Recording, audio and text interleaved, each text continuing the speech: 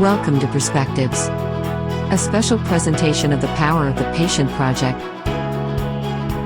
Today's guest is Dr. Heather Stone. And now, here is your host, Charlotte Grinnell. I'm Charlotte Grinnell, and welcome to Perspectives presented by the Power of the Patient Project. My guest today is Dr. Heather Stone. She is a doctor of chiropractic medicine and is one of the most successful functional medicine practitioners and entrepreneurs in the country. Dr. Stone is a steadfast proponent of functional medicine in getting to the root cause of disease. She's a fierce advocate for this model of healthcare in her day-to-day actions and efforts, and also has been a healthcare warrior at the regulatory, legislative, and legal level. Welcome, Dr. Stone. Thank you so much for joining us today and doing this conversation. Thanks for having me. Yeah, so just to get started, could you please explain functional medicine and how is it different from allopathic or osteopathic medicine? Yeah, so functional medicine, we're taking a little bit of a different approach. So we're always looking for the root cause of the issue. So, for example, if somebody has type 2 diabetes, we're always trying to understand, well, why can that person not balance their blood sugar? And you have to really look not just in a disease model, right? So in traditional allopathic medicine or osteopathic medicine, we look at labs and we say, okay, well, this is the diagnosis and these are the medications that go with the diagnosis, and patients get put in that box. And they go down the checklist, and when one medication doesn't work, they go to the next medication, and they keep adding and adding medications. And essentially, there's certainly a time and place for that, right? But the medications are essentially suppressing the symptoms. So when somebody has high blood sugar with type 2 diabetes, for example, those medications bully the body's physiology and push the blood sugar down, not really addressing why the person has type 2 diabetes in the first place. So in functional medicine, we say, okay, so somebody cannot regulate their blood sugar. Why? You know, it could be a liver issue, it could be a pancreatic issue, it could be an immune issue, a thyroid issue, an adrenal gland issue, a digestive issue, and more than likely, it's a combination of all of those issues. And when I say issues, I mean imbalances where the body is not functioning as well as it should. And when you compound those imbalances over time, then it becomes diseases. And a lot of patients have a hard time reversing or handling their chronic degenerative diseases in the traditional allopathic healthcare model. The purpose of allopathic care, when we're talking about most of those chronic degenerative diseases, the purpose is to slow down the progression so that you don't have these complications so quickly, right? But in functional medicine, we're actually trying to reverse these disease processes and restore function. So many of my patients that come in who are type 2 diabetic, they actually leave non-diabetic. So they're off their medication and all of their labs are looking like they're in the normal range. And it can be done when you really look at those underlying causes. And even maybe a more important thing about functional medicine is that functional medicine, you have to customize care to each individual person. So, you know, in traditional medicine, you get a diagnosis and then you get medications, and essentially they treat you as the disease.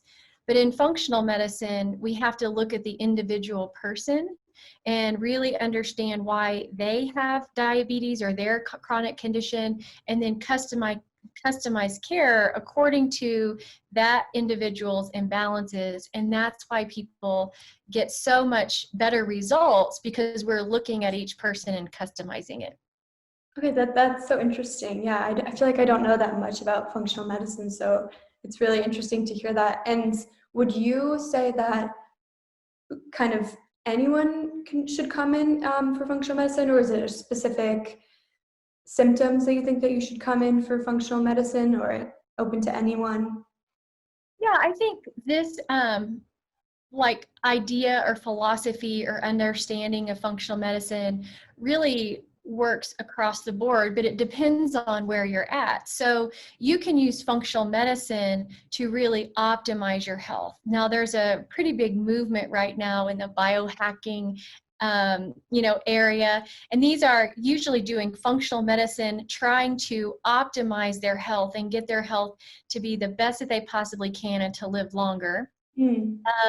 And then where functional medicine really shines is if you're dealing with any kind of chronic degenerative disease. And that could be anything. I mean, diabetes is one of them. I work with a lot of autoimmune patients. Hypothyroidism, I see so many great results with patients with hypothyroid.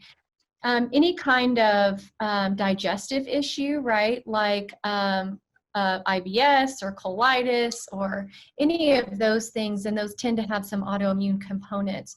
But where we have to really look for imbalance and function is where this, type of care really shines. But I'll say, I'm a functional medicine doctor and I've been doing this for like almost 20 years, but it's a way of looking at the system. So even my two kids who are teenagers, I'm always looking at their system to understand what we need to do to make sure that they're functioning optimally. How do we need to change and address their nutrition so that their brains are working, they're really great at whatever sport that they're doing. So really it's about optimizing if you don't have any major issue, but if you do have some kind of chronic degenerative disease, this is where functional medicine really shines and helps you reverse those conditions and return to optimal health.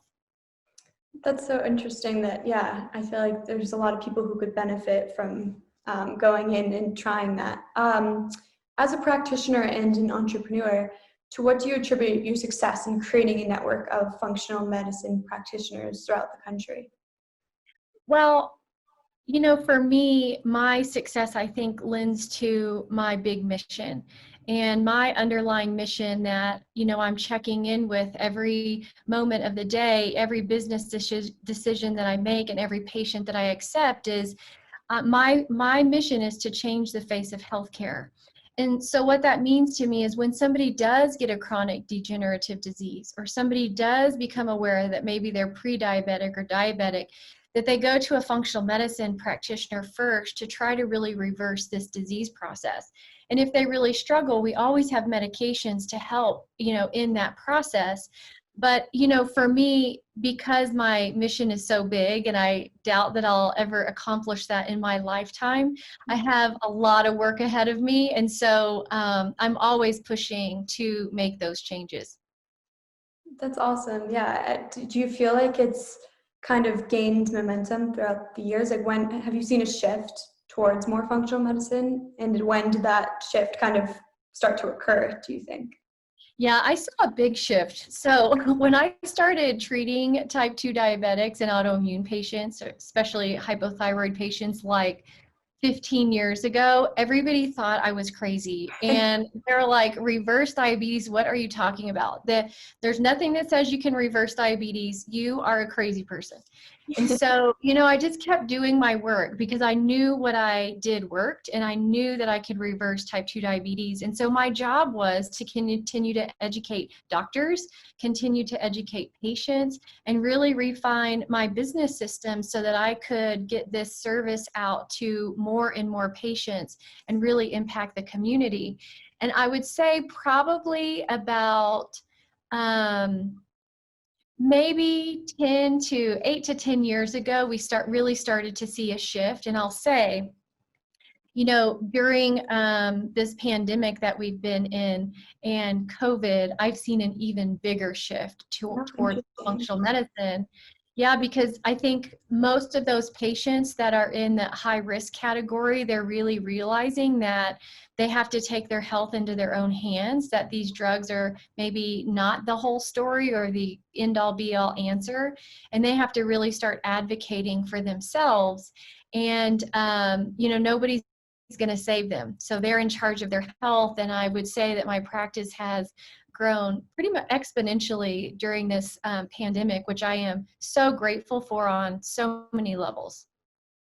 Yeah, I didn't think about the fact that that coronavirus could lead people to now think about these things that maybe they hadn't considered before in terms of high risk. So that's really interesting that it's kind of picked up this year. Kind of, in your opinion, what lies ahead in the next, say, 5 years in terms of changing healthcare delivery systems, especially as it affects the patient? Well, I think that more and more people are going to go towards functional medicine. The more that they have access to media, and doctors have a different way of educating patients, right? So we're seeing a lot more video and education-based advertisements and information coming from doctors. And I think it's interesting, the shift that we've seen before the internet. So like the internet was really just starting like 20 years ago. Like I literally didn't even have a website. So I had to market in the newspaper, and I had to market in mail, like snail mail, and send patients things. And that's how we started our practice. And that's how patients would learn about us.